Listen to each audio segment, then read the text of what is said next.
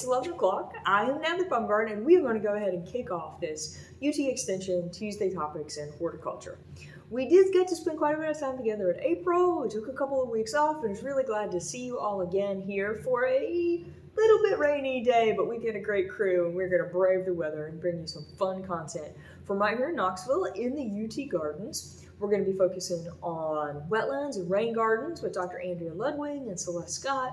We're going to talk more in depth about tree selection and establishment, early management in the landscape with Lee and Sam, so it's going to be a fun combination. Without further ado, I'm going to turn the floor over to Dr. Andrea Ludwig. She's going to give us a little bit of a big picture overview of some of the water management in the landscape, types of concepts, kind of how rain gardens and wetlands connect to each other. And then Celeste is going to give us a little bit of presentation while Andrea and I go to a site outdoors. So we're going to kind of bounce back and forth between presenters, but we'll keep it fun, we'll keep it engaging, and we're really glad you're able to join us. We're on campus actually here this morning in a great big classroom. So as I move away, we'll keep good distance, and she's going to come in and give you a little bit of the big picture of working with water in your landscape. So Andrea, take it away. All right. Well, thank you, Natalie, and thank you guys for joining us this morning. As Dr. Baumgartner mentioned, my name is Andrea Ludwig. I am actually on the faculty and extension specialist working with stormwater management, and I'm over in the biosystems engineering and soil science department. So I always like to highlight that it's not a horticulture department or plant science department, so take it easy on me with any hard plant questions. But I'm here today to talk all about working with water in your landscape and how that really is an engineering question, because it has to do with dealing with runoff, talking about where water is in the landscape, where it's accumulating, why it's getting there, what kind of problems it's posing, and then how can we select the right plants to work with that water challenge instead of trying to fight year after year against it. So a lot of this just kind of goes with the theme of, if you can't beat it, join it. So working with nature, working with your site, and just trying to select the right plants that will actually work with that hydrology. So there we go. Thank you, Natalie. All right. So let's get started. So, as we develop more and more of the landscape, we see more hard surfaces coming into our watershed. That generates more runoff. And this is the kind of root cause of some of the water challenges that we see, just this runoff coming from our rooftops, from our pavement, not being able to infiltrate into the ground like it once had before we developed our properties. And so this leads to some challenges. It leads to a lot of water obviously running downhill and accumulating, sometimes in places that it just doesn't work with us, with our landscape needs. And so how can we start to manage that kind of in smaller pockets throughout the landscape so it doesn't accumulate in big quantities in places where it's going to cause problems? And then how can we select plants that will work with that water and then bring us an opportunity to diversify our plant palette right in our own backyards? So some of the projects that we have here at the UT Gardens on demonstration are a rain garden and a constructed wetland. And this is a picture of the UT Gardens before we put in the wetland project. And here's a good example of how the impervious surfaces on campus, so our parking lots, our roadways, some rooftops, all kind of drained towards Neyland, towards the Tennessee River, and accumulated in this low spot.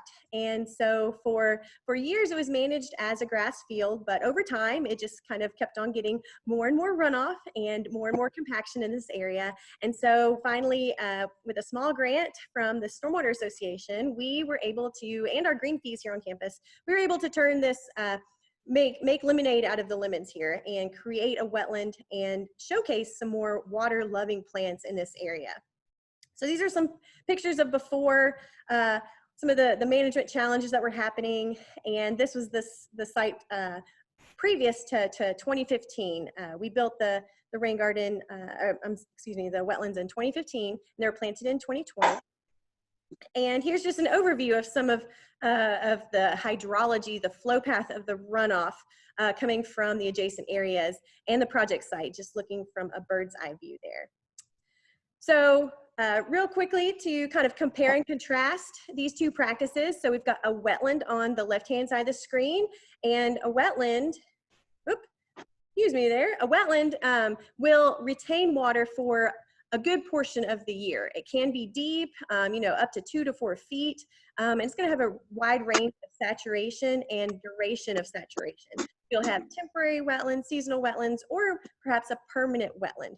And oftentimes you'll have open water, and then you'll have this range of saturation around the edges. And so we're going to go look at some plants that can tolerate that range of saturation for extended periods of time. Contrasted to a rain garden, which is another practice that we have here on demonstration at the UT Gardens, that Celeste is going to share with us a little bit about plants.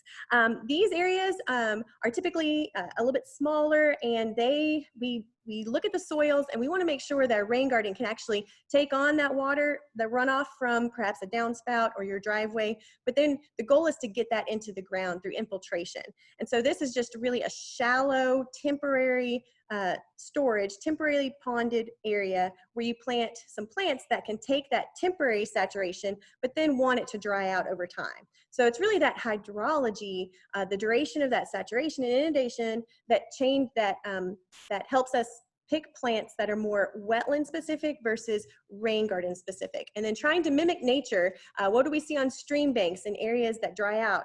Rain garden plants, and then wetland plants, plants that can take long periods of saturation. So with that, I'm going to kick it over to Celeste, and she's going to talk a little bit about rain garden plants. And here's Natalie to maybe throw in a little note here. All right, so we are going to slide down to the gardens and do some live on-site in the wetland here in a little bit. And in the meantime, Celeste is going to present an overview of some rain garden plants. Now, we know that rain garden plants could truly take this entire presentation. And so what Celeste is going to do is focus on some of the lower plants that we use in the rain garden. And those are the ones that can stand the most moisture, so it fits really well with what we're planning on doing as far as discussing the wetlands. So Celeste, take it away. Good deal.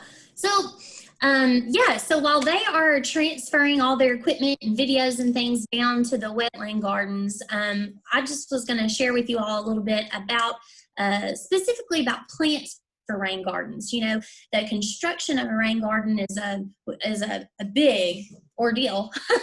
We could spend lots of time talking about how to calculate the size and the square footage, the depth, and all the proper methods to do to construct that rain garden, but that would take a really long time. We could do a whole class just on rain gardens, and that might be a fun thing for Dr. Ludwig to do for us in the future. But today I just want to focus a little bit on plants because I know you guys are plant lovers. And so we probably won't go through this whole presentation, but we'll just hit on some of the highlights. So the first thing that we need to look at when we're talking about plant selection is soil moisture conditions. So just like Andrea said with those wetland areas, there are different levels of saturation within your rain garden. And even though your garden will only be submerged at most for 48 hours, the entire garden won't obviously be submerged for that longest period of time.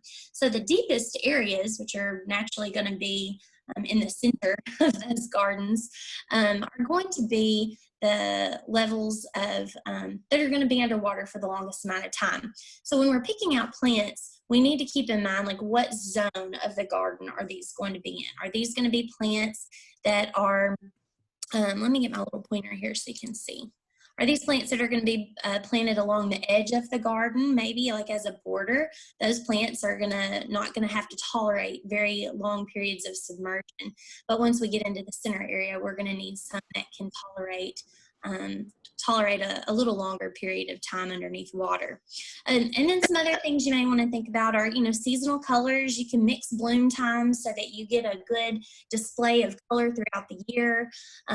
We want to keep in mind, fall color, attractive bark, berries, all the same types of principles that we keep in mind when we're doing landscaping, ornamental landscaping, anywhere else. So all these principles still apply. we're trying to take something that's very practical and is a, you know, could be a solution to problem areas in the landscape and make them attractive.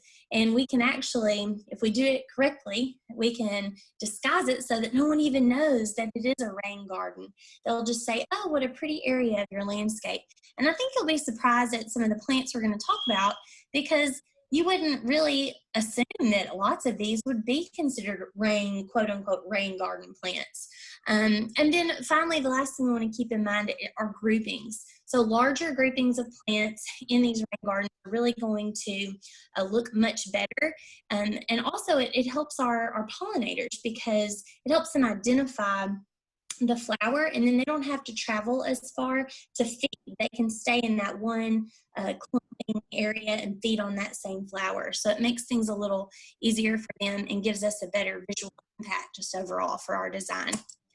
And obviously it can attract wildlife, not only pollinators, but other beneficial insects, parasitoids and predators, and birds as well. And so if you'll see the top here, I have a link to a website that you can find this handout if you just go to uthort.com, and in the search box type in rain garden. There is a native rain garden plants list for Tennessee, and it will pop up. It's like the first option that pops up when you search that rain garden term there on that site. So now we're going to get a little bit into plants. So when I talk about the lower zone, I'm talking about this deepest zone in your rain garden. So these are some of the plants that are going to take that longer submersion. Button bush, which I feel like is underused in the landscape, but it's becoming more and more popular. There is a cultivar you may be familiar with called Sugar Shack. I've seen that quite often out in the industry. So that is a really fun plant. It has a neat bloom. It is deciduous. It just kind of has a free form, so it's not a really manicured. Okay, if everybody could go ahead and mute yourselves for me, just make sure you're muted. All right, good deal.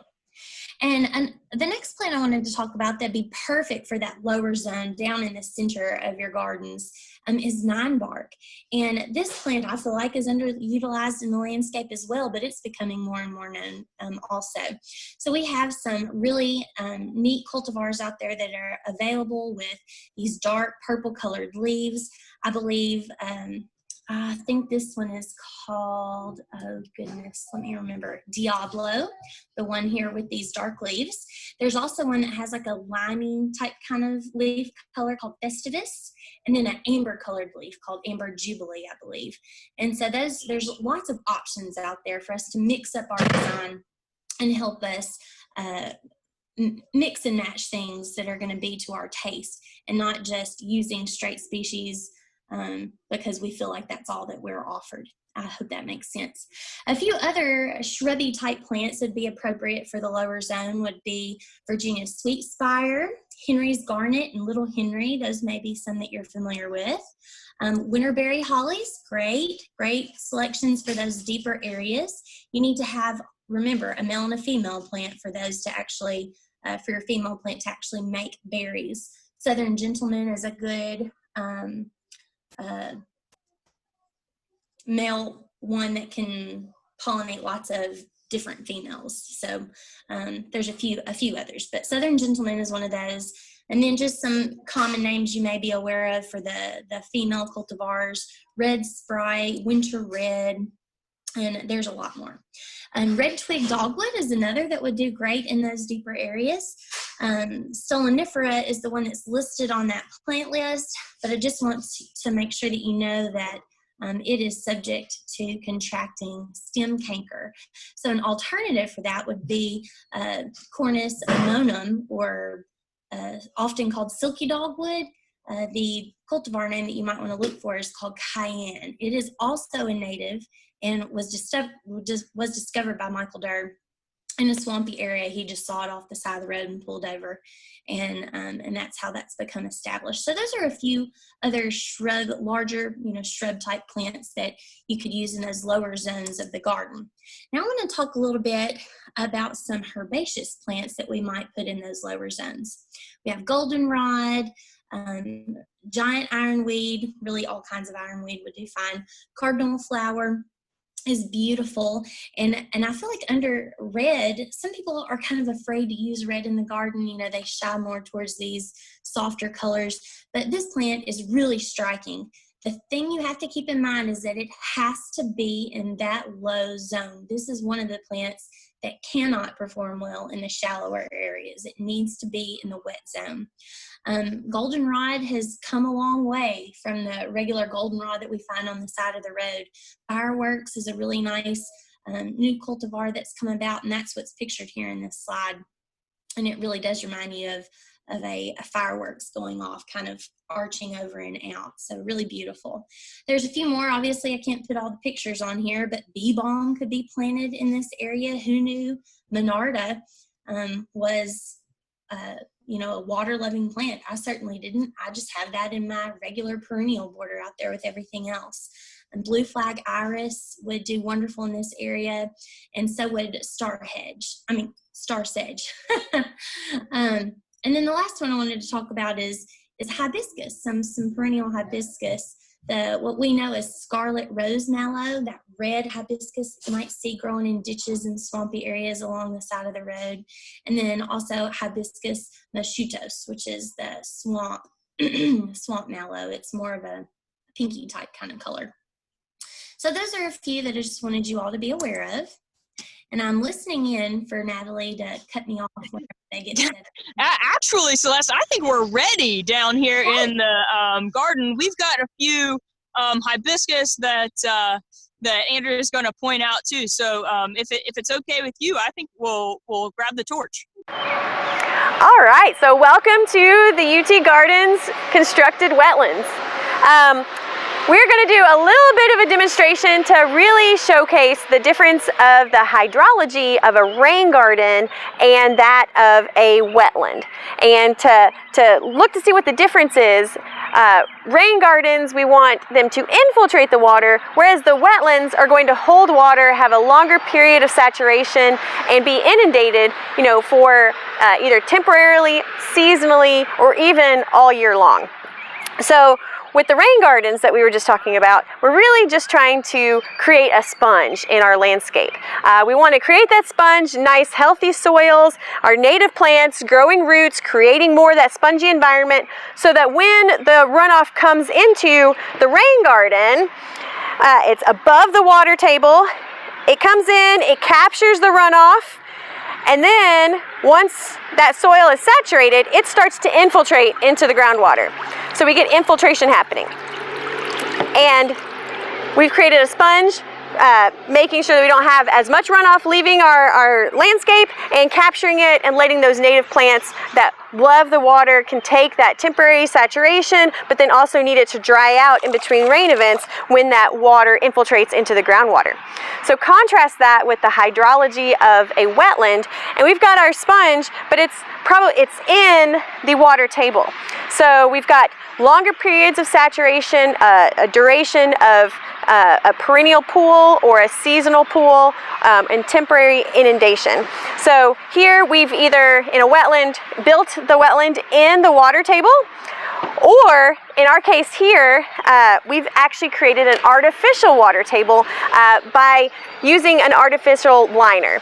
And so here at the UT Gardens for demonstration, we have one wetland pond that's actually not lined, but it holds water temporarily after it rains and seasonally during the wet seasons. But during the summer, it's going to dry out. So it's more of a seasonal wetland.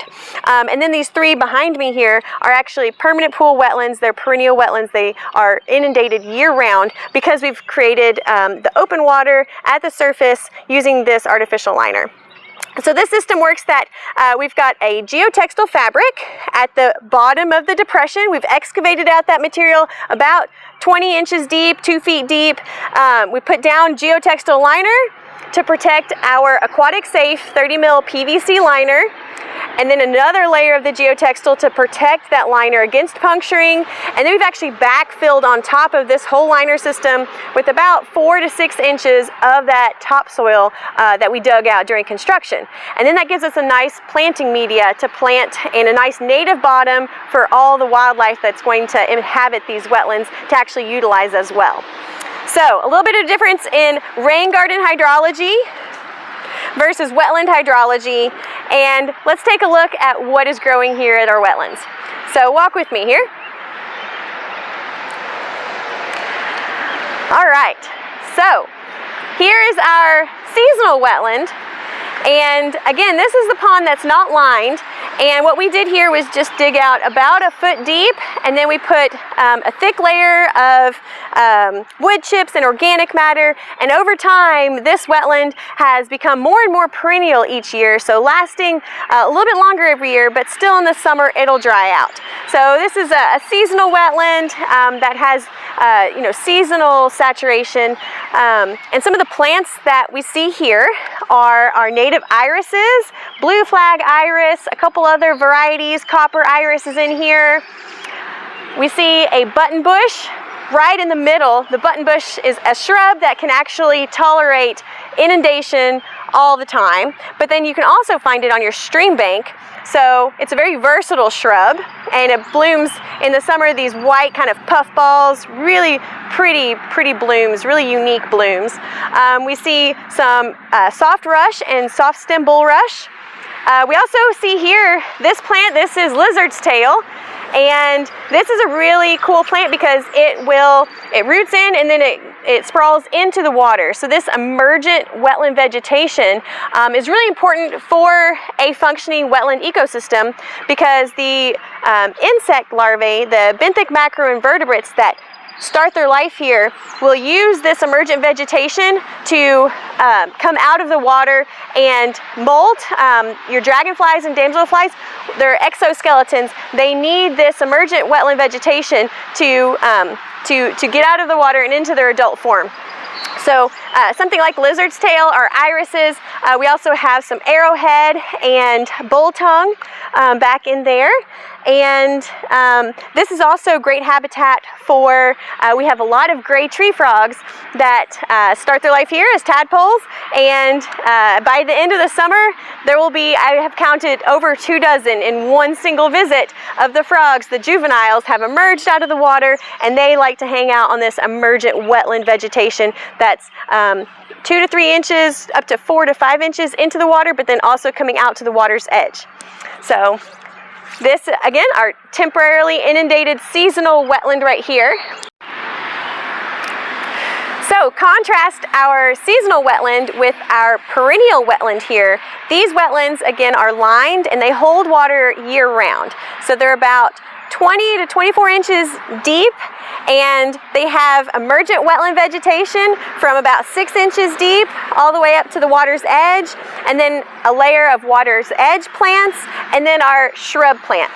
And all of this area, just the pools are lined, and in between the pools are swales that connect them. So when it rains, this whole area is saturated, but then when the rains recede and the water recedes, just the ponds, the pools, are holding water, and in between the ponds that's not lined, it actually infiltrates the water. So we've kind of got that semi-wet area right around the perennial pools right here in this part of the wetland. So let's take a walk and see some of the vegetation we have. Some of the emergent wetland vegetation that we have here is soft stem bulrush, some sweet flag. If you break this stem, it has a really nice aroma, and this green is actually its bloom right now, so really unique bloom. And that's an example of an emergent plant that we have on display here, along with some more of the arrowhead and bull tongue, as well as coming around here, some more bulrush and some more pickerel weed. So this is going to bloom really purple vertical blooms all summer long and into the fall. And you can see that it's created a nice mass over there on both sides of the wetland actually. And coming around, moving from the emergent wetland vegetation into the water's edge vegetation, that's where you'll start to see actually some of those rain garden plants that we mentioned earlier that would be low-lying rain garden plants, because that area just right at the water's edge is actually going to be inundated, but then it's also going to dry out in between rain events. So some of your wetter rain garden plants will actually be in that zone, and you can see some of the leftover stalks from last year's hardy hibiscus, the hibiscus swamp rose mallow over there, and you can see the new growth coming up from the bottom. And things like Joe Pye weed, your swamp milkweeds, and some of your, again, wetter rain garden plants you'll see in that transitional water's edge environment. And then moving up, we see some of our shrubs. So we've got gray dogwood on both sides of the boardwalk back here. We've got witch hazel and our indigo bush, which is a really great pollinator attractor early on in the season. Right now it's blooming, really unique blooms, attracting all sorts of bees and other pollinators. So again, getting back to that hibiscus, all of these plants at the water's edge, we established them by using plugs. So they're in this whole area are about 800, 900 wetland plant plugs that we used.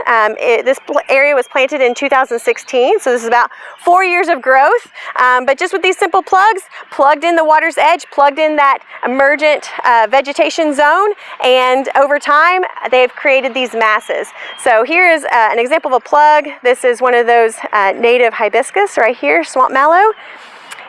And also just the shrubs we actually established from bare root stock. So again, a really economical option if you're willing to have a little bit of patience and see your wetland come to life throughout the years.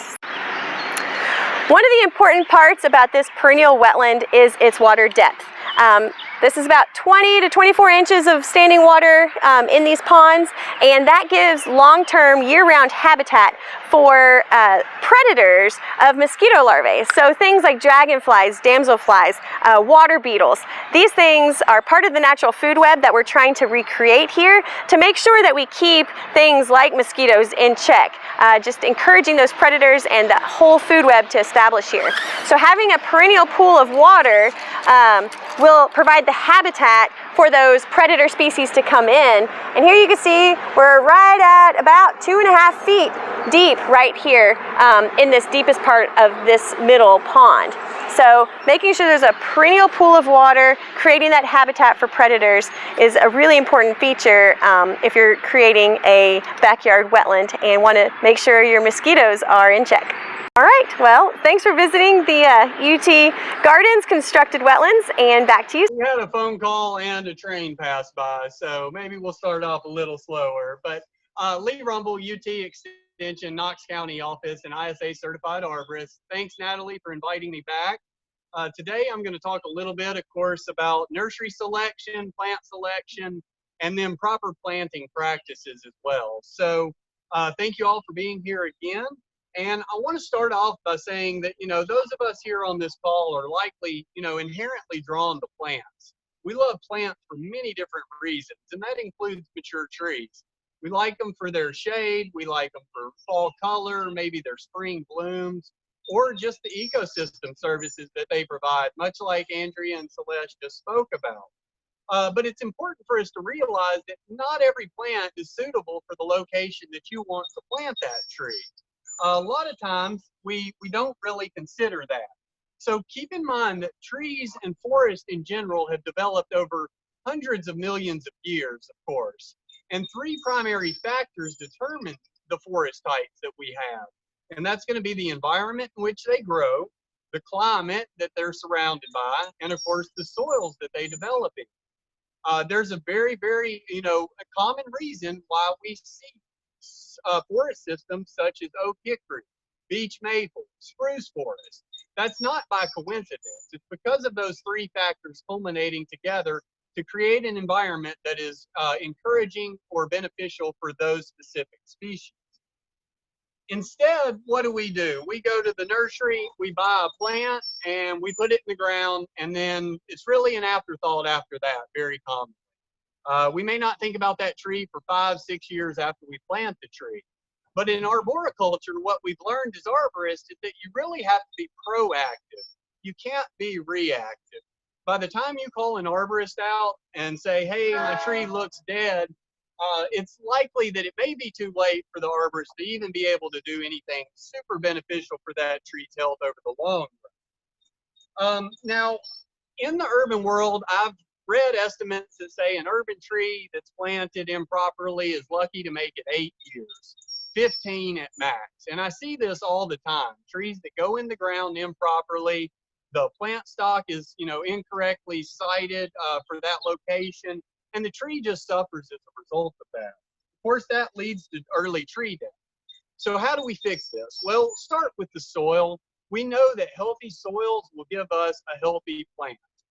That is first and foremost. A soil sample is $15 through UT Extension. It's very easy to do, and it really is worthwhile investment, a worthwhile investment when we're spending $200, $300, $400 on nursery stock plus the installation fee. So why not spend that $15 determining what our soils look like? From there, we need to look at healthy nursery stock, right? That's going to be extremely important. When we think in terms of nursery stock, there's a couple things that we want to look out for. Much like last week, if you joined me, you remember me discussing a little bit about trunk taper.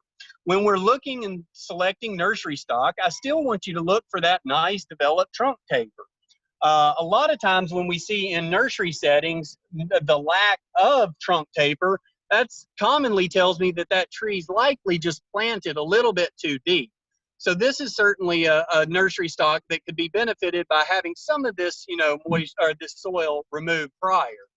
So that's going to be one important factor that we want to look at. Another thing we want to look at, of course, is going to be those root systems. So this is an Acer species.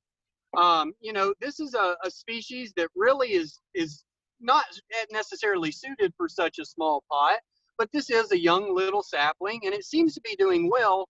But what you'll notice is very few nice, high-quality, white absorbing roots. The majority of them are actually fairly black. They're not really healthy, so we don't have wonderful soil-to-root contact. As a result, a lot of these roots will dry out and, of course, add stress to that plant. When I go into a nursery, I'm always that guy that's pulling plants out of the root or out of the containers. And the reason that is because I want to see what those roots look like. You can see maybe not. It's a little dark under this shade cloth. I apologize, but you can definitely see that this is a root-bound juniper tree. So, if you look at the top of the tree, we also see a tremendous amount of dieback. So this is all dead portions, and we have very little live growth. Now, if you were at a nursery selecting this, you probably wouldn't pick this individual, but we can see that this tree has been root bound for many years. But don't just look at the lower canopy. You can look at the upper canopy as well. Another evergreen species, and we see a tremendous amount of brown foliage that's already wilted. The only remaining green sections that we have are lower down on the trunk, and we still have, of course, a tremendous amount of discoloration. If we look at this root system, we fairly quickly identify that problem again. A lot of these roots have darkened, discolored, and very few are actually vigorously growing at this point. Now, another issue with nursery stock very commonly is going to be trunk injuries. It's been noted that, a lot of the damage in nursery stock is not actually by the nursery producers or the homeowner. It's usually during that transportation. When we try and get nursery stock from the nursery to the house, a lot of times we put them in the back of a truck, and sometimes they may fall over, they may lean against a bed rail, and that can cause abrasion against the trunk sections, and it can certainly lead to some injuries along the trunk. A lot of times individual limbs will be torn off. We talked a little bit last week about compartmentalization. Now, this isn't a huge injury, but certainly that basal injury on this sweet gum is a problem. In addition to that, we also see, of course, those girdling roots, right? Now, this can be fixed when you're planting the tree, and it is important that you do spend more time digging your hole and making sure that your tree is going in the ground properly than you do the amount of time you spend selecting the species, going to the nursery and buying it. I would argue that your hole is going to have a whole lot to do with the success or failure of your tree. So how do we plant our nursery stock? It's important that, of course, the hole be appropriately spaced, and that generally is about a 2 to 3 times the width of the actual root ball that we're planting. Now, we know that trees come, of course, at bare root. We've seen these before. You've probably all seen that. They're particularly nice because they allow us to get numerous species or numerous trees out to a job site. Now they start a little smaller in diameter, but they are usually vigorously growing within a few years. We of course have container and balled and burlap. Now there's a little bit of difference in how we plant each of these different types of trees, but the reality is the hole is the most important part. So when we dig a hole, it's important that we don't add a tremendous amount of soil amendments. Organic compost certainly is fine to go in the soil, but what I want to discourage you from doing is simply digging a hole that's just barely 2 times the size of this, amending that soil, and then putting your tree in the ground. Instead, what I want you to do is try and go ahead and determine the mature canopy width of that tree. If it's a red bud such as this individual here, we can expect about a 22 to 25 foot wide species when it's fully grown. So go ahead and till that entire area as far out as you possibly can. Bring in some nice high quality organic compost, till that into the soil. That way you have a nice uniform bed rather than just having a hole dug in the ground with really loose debris. What that encourages is those girdling roots, especially like on this first sweet gum that we saw, those encircling or girdling roots, rather than venturing out into that native clay, they're instead just going to stay right there in that nice loose debris. But if you have, of course, tilled and amended the entire area, those roots have a greater capacity to spread themselves out. Now, speaking of spreading out, we don't just pull them out of the pot and stick the tree in the ground. A lot of times people are scared to injure some of their roots on container plants, but it's perfectly acceptable. Come in with a box blade, score some of those roots. Be a little bit aggressive with them. Trees don't mind a little bit of aggressive, disturbance to their roots.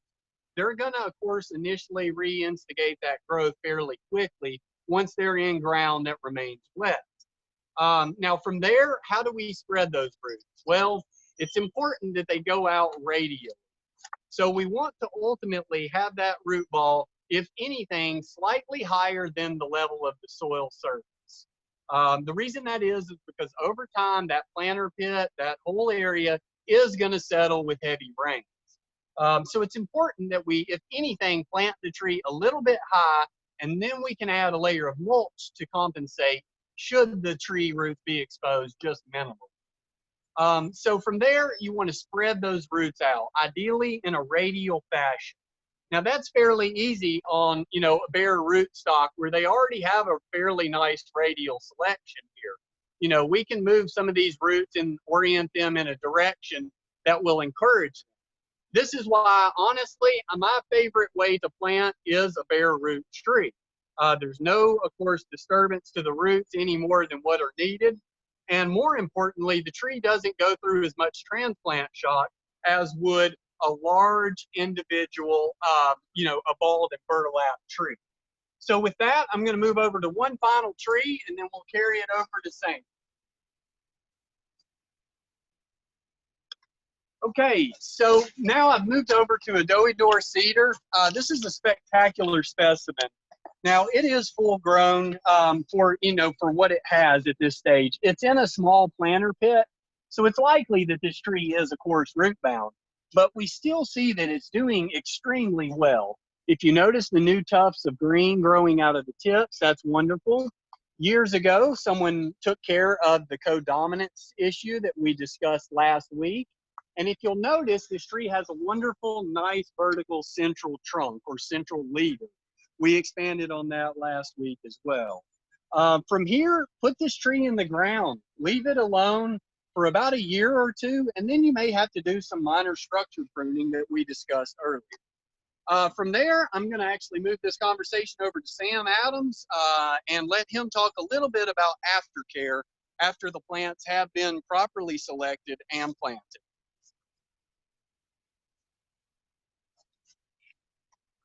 Hello, everybody. Really great to be here. I'm Sam Adams. I'm the campus arborist at the University of Tennessee. I work in the facility services department. But take care of all the trees on our campus. Campus is about 850 acres. We've got roughly 8,900 trees on the campus, ranging in age from 2 or 3 years old to maybe 150 to 200 years old. So wide variety of management issues that we have to take care of on the campus. One of the things that I really like to emphasize is after planting, you've spent the time doing the things that Lee has talked about doing, making sure that you've selected the right tree for the location, selected a good quality plant that can live for a long period of time, quality root system. You've chosen the type of root system, such as either a ball and burlap or a container tree, and you've planted it appropriate. So what comes next? Lots of times I get asked, should I stake my tree?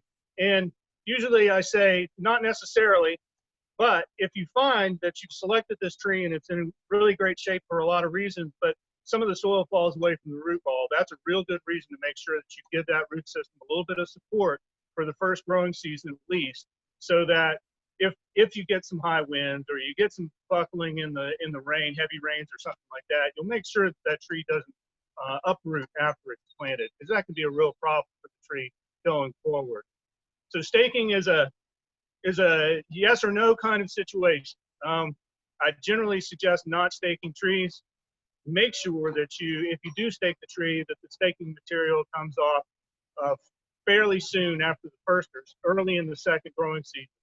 You want to make sure that the root system is firm, so giving the tree a little bit of a shove or a push and making sure that it's not floating in the soil where it's been planted can pretty much give you an indication that it's firm in the ground and it's ready to stay for a long time without any supportive stakes. Leaving stakes in place usually means if they stay too long, the staking material, mainly the wire or the ribbon or whatever's been used, can be encapsulated into the trunk of the tree and can lead to physical problems for the tree in the future. So it's very important to take that material off. The next thing is watering. I think that watering is probably the most important supplement you can provide a tree after it's been planted. There's a couple of things that you want to watch after with your watering. One is if you have an irrigation system, then you're one step ahead because you can plant and then water automatically. But some of the pitfalls I see with irrigation systems is that the heads weren't checked to see if they're focused toward where the plant is that you want to water, or the heads are clogged. And also, they could be watering too frequently or not enough. So checking through your irrigation system, specifically where you're going to plant that tree, making sure you've got coverage with the irrigation system, and monitoring as it goes along. Because automatic doesn't mean it's going to work perfectly. You definitely want to check your tree, make sure that the soil isn't getting too saturated, or that you're getting the coverage that you need, and that if you're not, then the area around the tree areas around the tree might start drying out. So what if you don't have an irrigation system? I suggest that you hand water frequently. Most trees are going to need at least between 5 and 10 gallons of water per inch of caliper. So caliper is determined based on the diameter of the tree at just above the soil line of a newly planted tree. So if you have a 2-inch caliper tree, you're going to want to water at least 10 or maybe 20 gallons of water per week. Doesn't have to happen on the same watering event. You could do it several times during the week. But you need to make sure that you're putting down a good volume of water.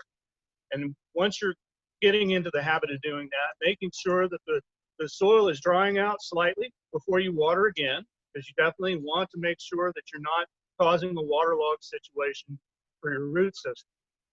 So 5 to 10 gallons per inch caliper. How do we get to that number?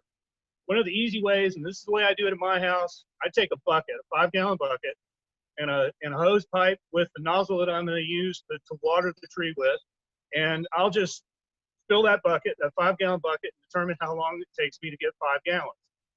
Very simple way to calibrate your hose. It's normally not going to change. So if you're going to get 5 gallons in about 35, 40 seconds, 35, 40 seconds should be able to give you 5 gallons of water for your plant. So it's a really great, simple way to make sure that your tree is getting watered significantly and with enough each week. I don't recommend that you water it just once a week. I would say, especially in the hot, dry spells, spread that watering out a little bit throughout the week. So the next thing, I'm going to back up just a little bit because Lee talked about planting trees, and I want to make sure that, you know, when you're planting a ball and burlap tree, one of the things that I've come across, especially the plants that were planted prior to me getting here, and is that the wire basket often will get left in place. Sometimes the twine or rope that's tied around the wire basket will be left in place, and it can become a girdling situation for the tree. So make sure that you're removing as much of the wire basket from your ball and burlap trees as you can, and also making sure that any twine and burlap is pulled away from the plant as well. Right now, I think that's about all I've got. It's been a real pleasure speaking to you guys today. I don't want to keep those guys out in the rain too much longer. So as we close here, I just want to say thank you very much to Dr. Ludwig. She and I actually survived without getting too wet, and then it really started raining when the tree presentation took place. So thanks so much to Sam. I believe that this was Sam's first extension presentation, and we made him stand out in the rain to do it. So you can't get any more authentic than that. Thanks so much to Lee for coming back, and for Rylan, you didn't see him, but he was on the camera the whole time. So we really enjoyed being with you today. I will work on this recording as well as getting Celeste's presentation, Andrew's presentation, plant list, and within the next 3 or 4 days, you should get all of that information. We look forward to seeing you again in mid-June for our next Tuesday topic. And if you are a master gardener, this Friday, our next Friday focus will be live from Greenville. So thank you all so much. Have a beautiful rest of this rainy afternoon, and we will see you soon.